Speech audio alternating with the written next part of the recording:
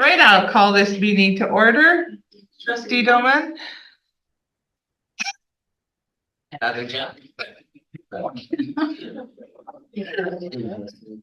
I'd squeal, CMNCA, I'd scroll and Kwana Selam Nala. I'd like to acknowledge that this meeting is taking place on the lands of the Halkominum speaking people, specifically the Kwamutsa village. The Board of Education is honored to be able to collaboratively walk beside the Cowichan, Melahat, Subasas, Halalt, Penelakut, Stamanis, and Layaxan peoples who have cared for this land for thousands of years. May we walk gently on the ceded and unceded territories of their lands as we work together to lift up all the Hachasmanam. I have one change to the agenda, folks. I would like 5.1 removed.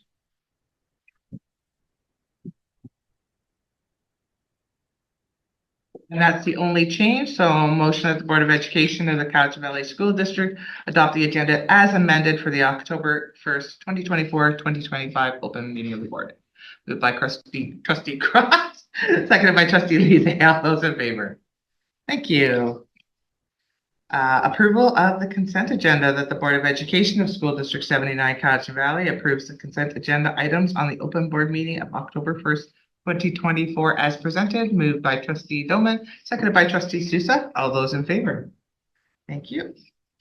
Minutes of the September 3rd open board meeting, moved by Trustee Lise, seconded by Trustee Doman. All those in favor? Thank you. No recognitions and delegations. Mr. Sanquist, reported a closed meeting.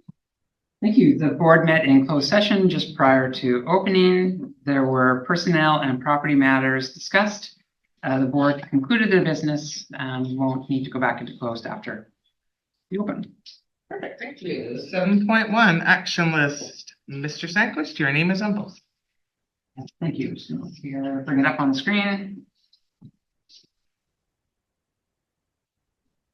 This. Oops, that's not it, is it? 21. One moment. Kitchen up. Thank you. So the framework for community contributions and donations have until the end of the year, and we'll begin work on that shortly. With the help of Claire, I think the Remembrance Day ceremonies have been arranged. Thank you very much. Any questions? None? Moving on. Superintendent of Schools, please. I'd like to introduce Christina Ames. Christina is our new custodial supervisor. She comes from us from the Edmonton Public Schools, and she was a custodial consultant from there. And it also included prior roles of a facility supervisor, operations supervisor, and building operations supervisor. So she happens to be in our audience today, and so welcome to Christina Ames. Welcome.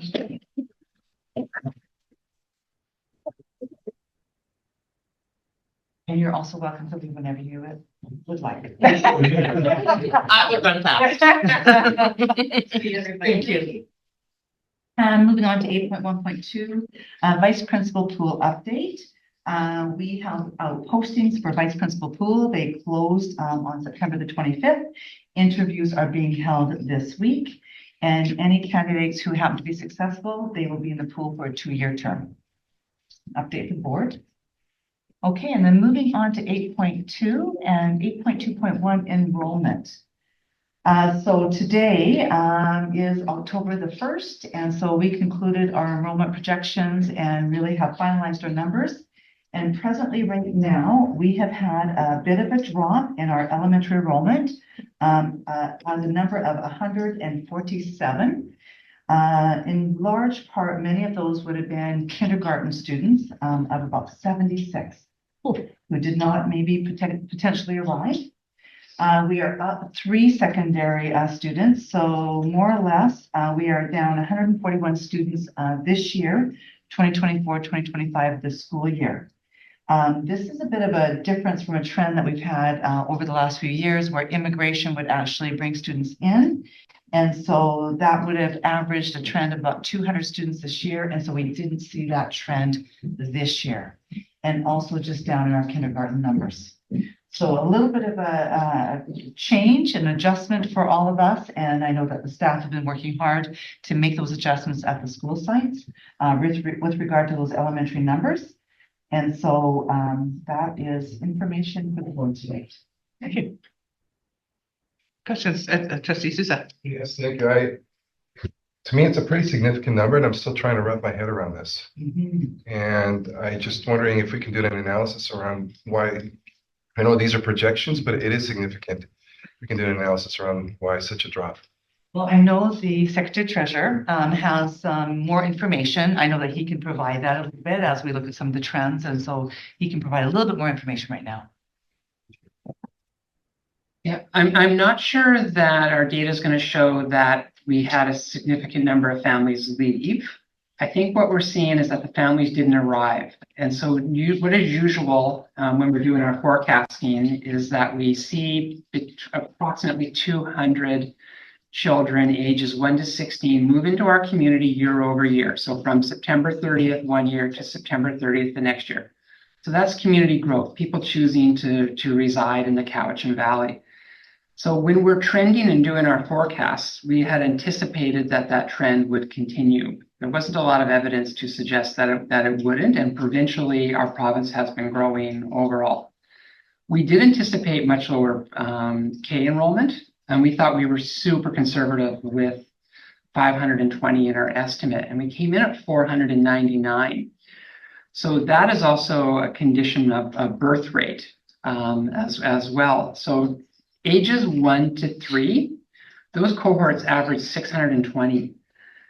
To have under 500 kindergartners, if that's a new trend, that needs the people to move here in order for the school district to grow. Grades 4 to 7, that averages 655 students. So we're already starting to trend down on our intake numbers. Lots of reasons. BC has the lowest birth rate in Canada. The fertility rate is now 1.0 in the province of British Columbia. So that's 1 child for every female. That's the lowest in Canada. Canada's average is about 1.3, and that includes immigration. Big article in CBC yesterday about it. Partly thought to be inflationary pressures, affordability reasons. So we probably see that in our community too with the affordability. So you can take the low birth rate and families probably not moving here in the way that they did normally. I'll use normally because we have 10 years of 200 approximately. And then you end up missing the projections. So we had anticipated probably of that 200 in our projection. That's where that 70-ish came from. We thought we'd probably 70s that we thought we were going to grow. Most of that was due to in-migration. We kind of added a little bit in each grade. And then they actually came in just slightly lower than what they were the previous year. So we also saw about 50 grade 7s not transition to grade 8, which was super interesting and not a trend we've seen before.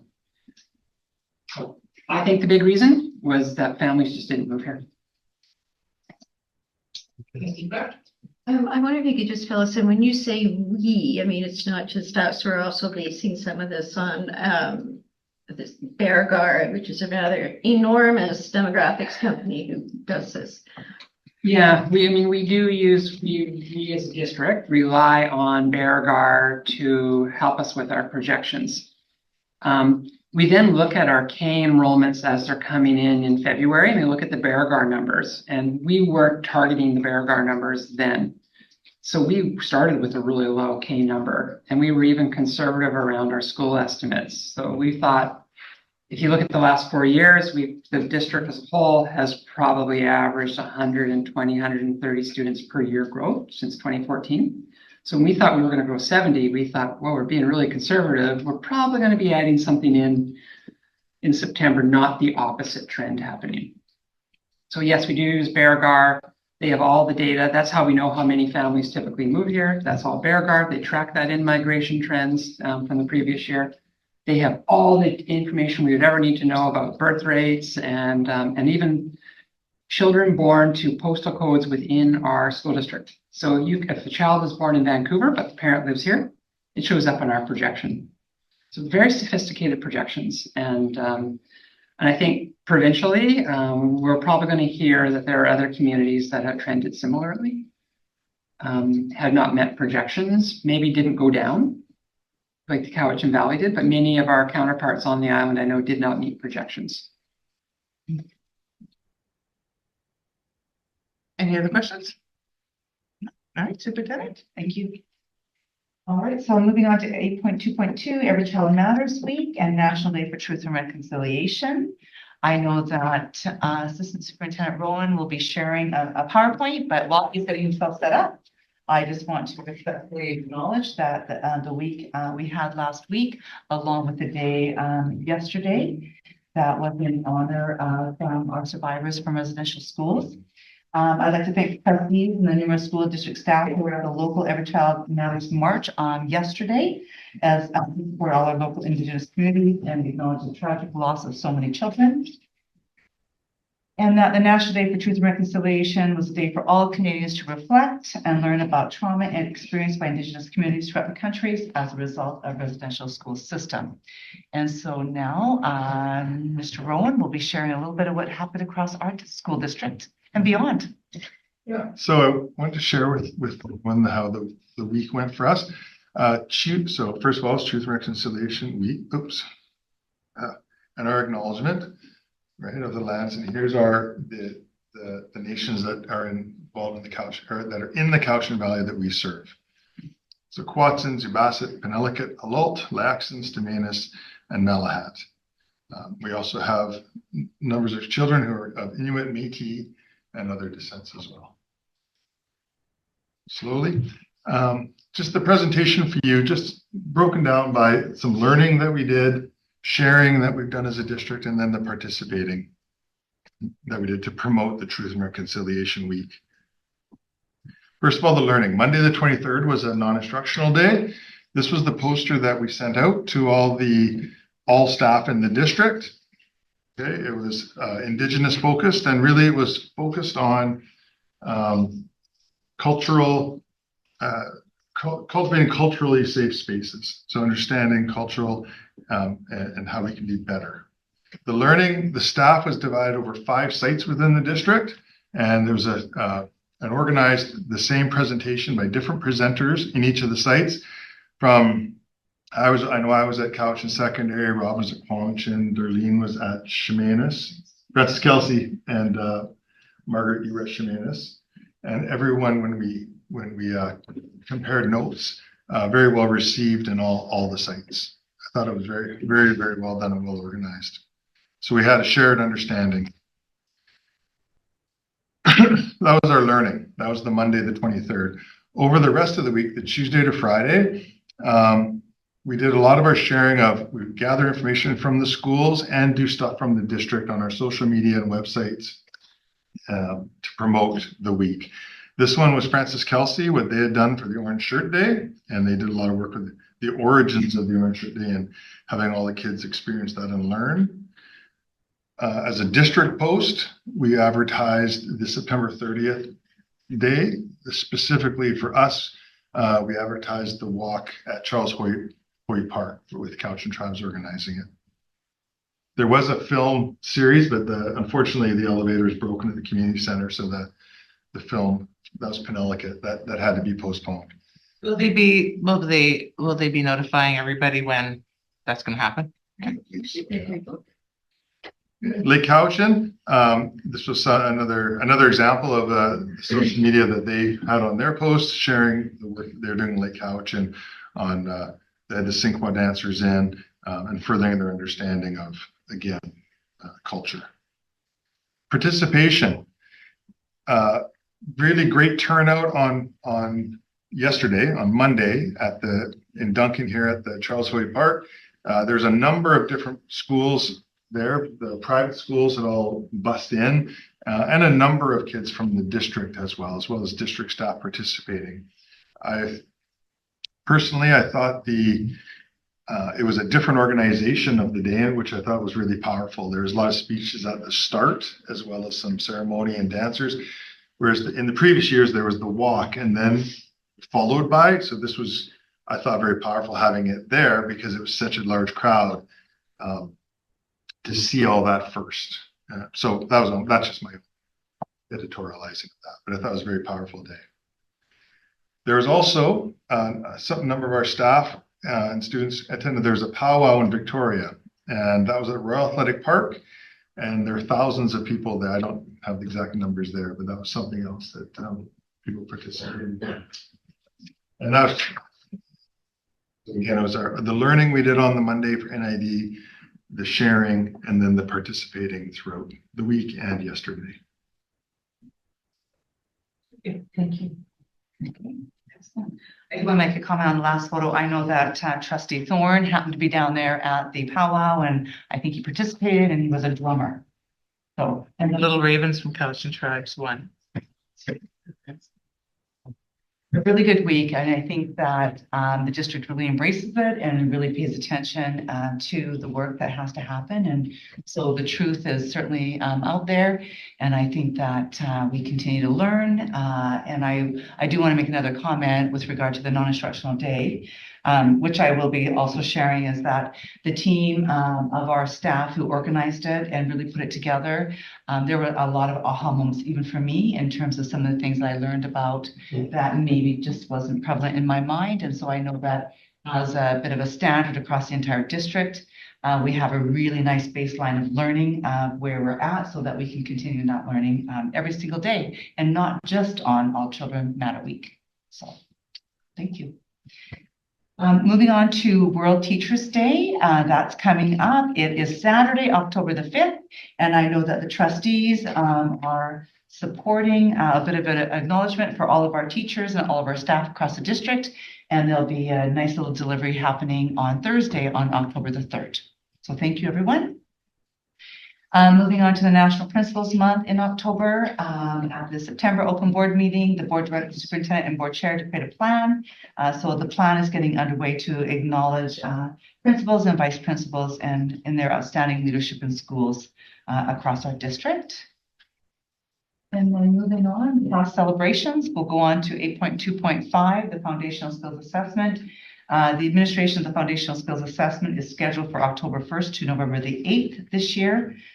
It's an annual province-wide assessment of all BC students' academic skills in grades 4 and 7. Provides a little bit of a snapshot in terms of how we're doing overall as a system. And principals will be sending out a letter to all parents and guardians of students in grades 4 and 7 regarding the writing of our Foundational Skills Assessment. Moving on to the superintendent's update. There's no questions.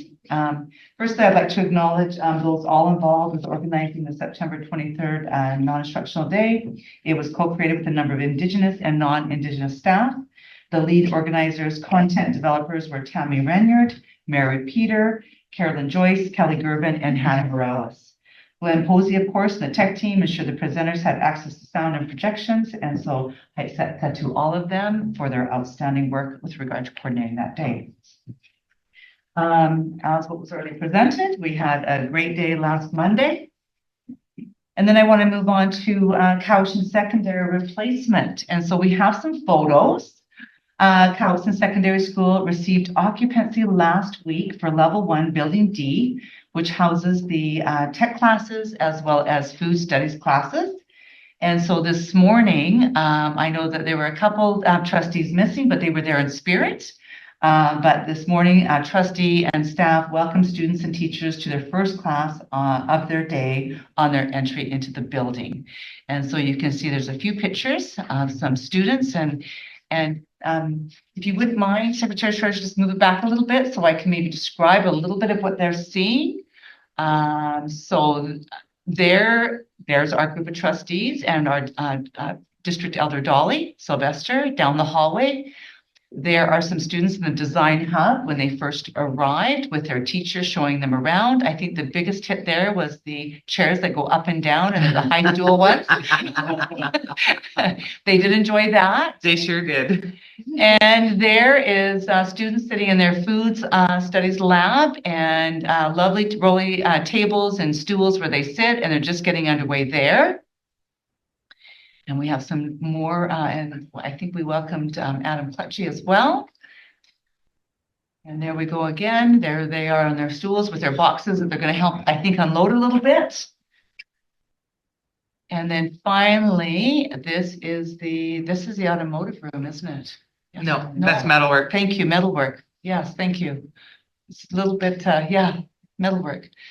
The kids really enjoyed it when they got there, and they were really surprised at what they saw when they arrived. So they were quite excited, but they were also feeling, I think, a little bit shy and bashful as well, because it was something new for them on this given day. So that was the first block of the day.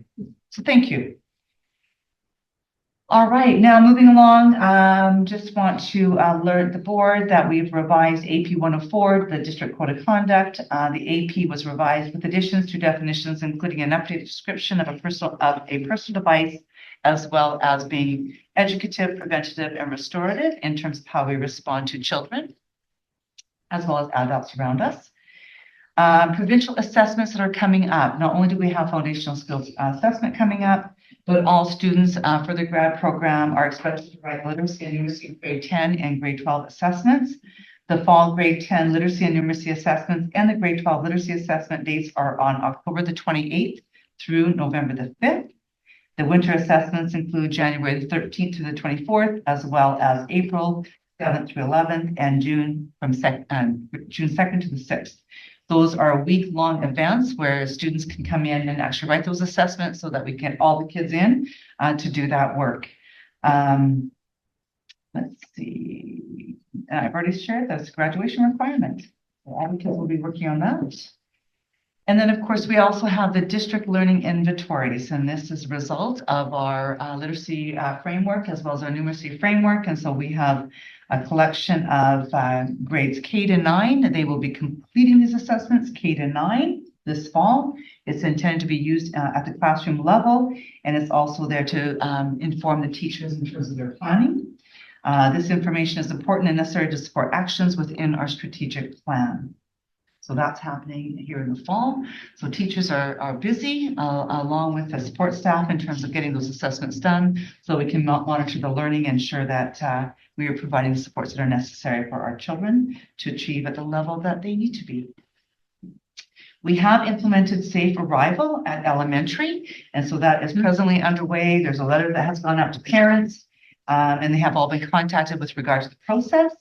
And so we also know that our secondary schools will be working toward that. It's a little bit of a different beast, but overall we'll be implementing it at secondary schools as well. So that is underway, and I know that actually came from DPAC and a bit of their request and the board's honoring of that request with regard to safe arrival. Moving on, parent-child Mother Goose. There's a poster up there. It is a free magical 8 to 10 week group experience for babies, young children 0 to 5, and their parents and caregivers. It's well recognized and respected oral language program that returns to tradition by using rhymes, songs, and storytelling as the base for enriching parent-child lives and relationships. No toys, just parents and children having fun interacting together. Then moving on, the Terry Fox Run. Many district schools held a Terry Fox Run recently and raised money for cancer research. The photos that we're sharing would be from Alex Aiken Elementary and a George Bonner class after their run.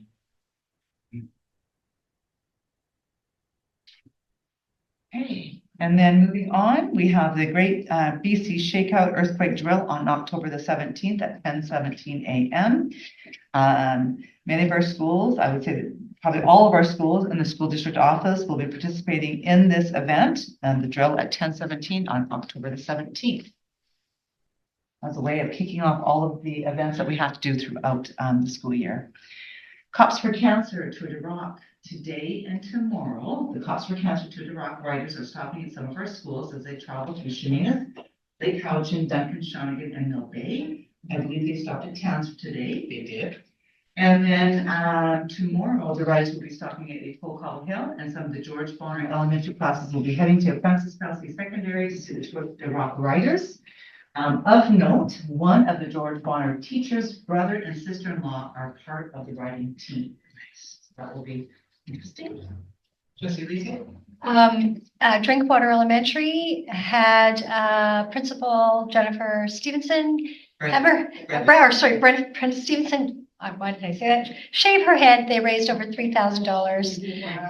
And then they raised a whole bunch of money for the Terry Fox Run, and the staff, they started out by being having their hair and their beards colored, but then the more money they raised, they were losing less and less hair. So I think there's 4 or 5 staff members with no hair now at. Very exciting for them. The kids loved it. Fantastic. Wonderful. All right, there are a number of weeks and months, I think dates to note here for the month of October. So there's the National Fire Prevention Week, October 6th through 12th. Fire Prevention Week seeks to spread awareness about fire safety. Theme this year is smoke alarms, make them work for you. And it strives to educate about the importance of having working smoke alarms in the home. Also, October is Foster Family Month. It was first proclaimed by the province of BC in 1990. Some members of our community have been foster parents for many years, and some are brand new. All are critically important to the health and safety of our province's most vulnerable children. We recognize and honor these incredible foster care providers in our community and their dedication in improving the lives of those children who need them. October is also Dyslexia Awareness Month. This will be the 7th annual Dyslexia Awareness Month, which our schools will recognize in many different ways. This year's theme for it is Market Red in 2024 is Breaking the Silence. All right, so that's the theme for this year. During October, Wearing Red is a way to celebrate the Market Red campaign for awareness by using resources from Dyslexia Canada to share resources such as dyslexia-friendly reading materials and assistive technologies. This year, starting this Friday, VISTA, which is the Vancouver Island School Trustees Association, they will be meeting. The fall meeting will be at the Pacific Rim School District, and I know that some of our trustees here on the table will be in attendance this Friday and this Saturday with the rest of the Vancouver Island Trustees Association. This month, at the end of October, will be the BC Superintendents Association, and it will be held on October 24th. And 25th, and so some of us will be in attendance there. And then some of the visits, school visits that I've been able to go visit would be Bench, Mill Bay, Cowichan Secondary, and Kawatson Secondary Site, as well as the International Student Program. So that is my update. Any questions? Hearing none. Thank you very much, Superintendent. I see board action. All right, so 8.3.1, Framework for Enhancing Student Learning Report. It is attached on pages 22 to 63 of the agenda. Is this year's a report for the boards of people. This is a ministerial order. Enhancing Student Learning Report order requires boards of education to prepare and submit an annual Enhancing Student Learning Report to the minister between June 30th and September 30th of each year. They gave us the grace of October the 1st this year. The order sets out the student performance information that must be included in the Enhancing Student Learning Report. So there is a motion there for the board to consider. Trustees, any questions before we go to the motion? I know we went through this at BEPC, but if you have any questions, now would be a good time. Seeing none, all right. That the Board of Education of School District 79 Cowichan Valley approves the framework for enhancing student learning report September 2024. Moved by Trustee Sousa, seconded by Trustee Crock. All those in favor? Thank you. All right, and then I'm bringing forward on 8.3.2 student travel request for approval in principle.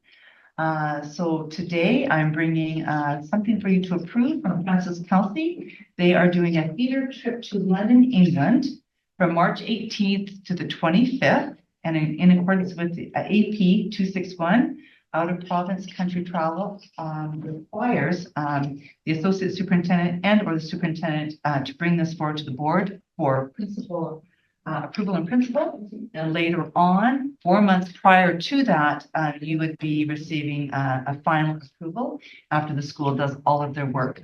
So this is really the time that I bring it forward. I'm recommending the approval by the board.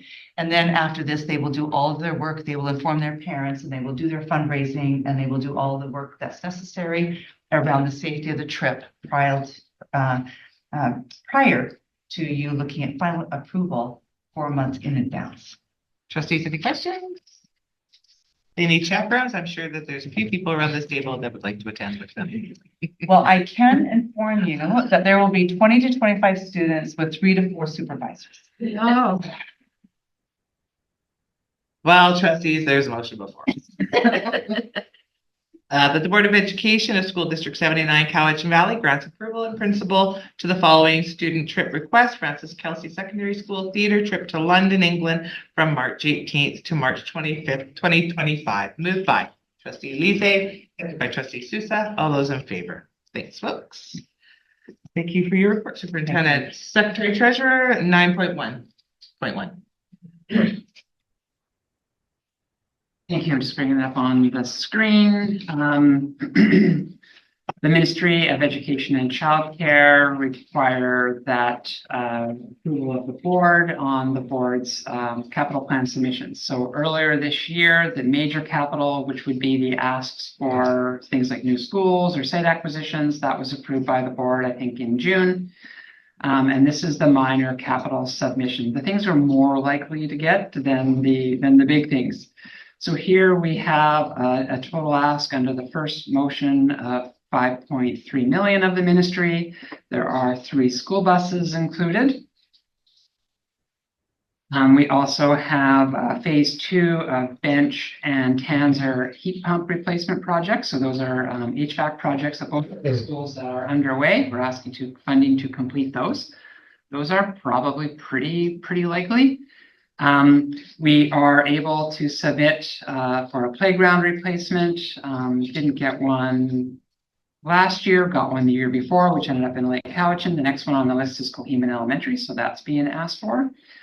And then we find down in the final projects here, some multiple roof replacements where our annual facilities grant isn't sufficient to fund bench, Cowichan, and drink water, as well as a dust collector system, which would be in the shop at Duncan Elementary, really for the CBOLC and careers use. So that would be a shop dust extraction system. So with that, we have a motion. If there aren't any questions, or if there are questions, we can hopefully answer them with the help of our Director of Operations. But we do have a motion to adopt the plan. Any questions, trustees? Sorry, Trustee Crop. I'm sorry, just regarding the Duncan Elementary, the wood shop. In fact, that facility can be available to students beyond school, right? So we decided to run programs there. So that's something that goes beyond school. Thank you. Any other questions? Seeing none, we actually have 2 here. Yeah, I can go on to the second one before adopting the motion. Absolutely. The second project, the board may be aware that Drinkwater received approval for this exact same outdoor education space under the Child Care Conversion Grant.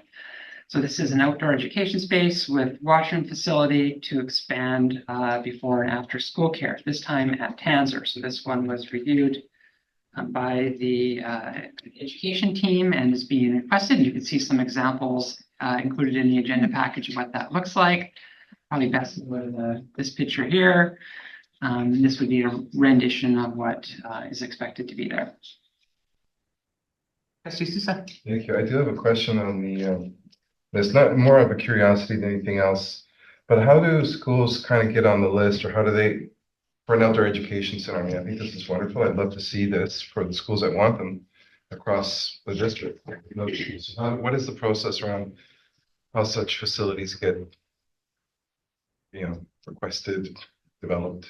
Sure. I think that's, that's probably a couple ways. One is the associate superintendent with early education in her portfolio, Darlene Reynolds, along with Sarah Foster, look at the community demand. So areas where they're hearing from families where there is a request for before and after school care. Then they would have a conversation with that school around, openness to the project. And then from there, we submit an application. So it's initiated on our end, not at the school or community end, or how? Probably from both. Yeah. I was just going to make a continued comment, and then facilities would look at it to see if it would be a worthwhile area. So it's kind of hand in hand with facilities as well as the educators. And I think that with Sarah's role as the manager of early learning, she's got a really good understanding of what the need is. And so I think that when we started these projects a while ago around early learning in schools, We also knew we had to have champions at the school site in terms of where they open to it, where teachers willing to share their spaces. And of course, does the facility, the outdoor area actually allow for that to happen as well? So it's a combination of things, and we also go to early learning committee as well as share some of our ideas there as well. Thank you. Any other questions? Trustee Kraft? I thought a few years ago, I heard that there was some other grant monies that schools were applying for directly, and I think, did Alexander get a grant to put in their outdoor space? Sorry, I believe it was when we were working after the pandemic, there were some additional monies that were put aside, and there were a number of schools that Yeah. received outdoor facilities. So it wasn't around the early learning grants per se, it was around outdoor learning spaces. And I know that with our Secretary Treasurer's memory, I bet he remembers how many schools were impacted and was able to receive those grants. I think it was like 12 to 15. Yes, there was, and we hired back our capital coordinator, Lonnie Schermerhorn, to lead all of those projects, and we had them at Maple Bay and Alexander and Quamachin. You see the logs that are outside creating the space, and even what we have back here, and et cetera, et cetera. There were a number of them around the school district that benefited from that post-COVID recovery funding. Any other questions? Seeing none, we have two motions before us, trustees. So the first one is in accordance with the provisions under section 142.4 of the School Act that the Board of Education of School District 79 Cowichan Valley hereby approves proposed 5-year capital plan, minor capital programs for 2025-2026 as provided in the 5-year capital plan summary for 2025-2026 submitted to the Ministry of Education and Child Care. Moved by Trustee Sousa, seconded by Trustee Doman. All those in favor? Thank you. And in accordance with provisions under section 142 of the School Act, the Board of Education of School District 79 Cowichan Valley hereby approves the proposed 5-year capital plan childcare for 2025-2026 as provided on the 5-year capital plan summary for 2025-2026 as submitted to the Ministry of Education and Child Care. Moved by Trustee Lise, seconded by Trustee Croft. All those in favor? Thank you. Miss Jennifer's hand. Sorry, Trustee Strachan. Miss you there. Committees outside organizations, nothing. Upcoming meetings.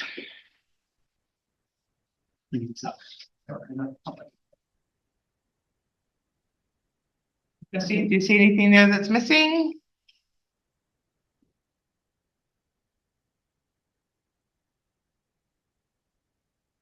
Hearing nothing. Okay, moving on.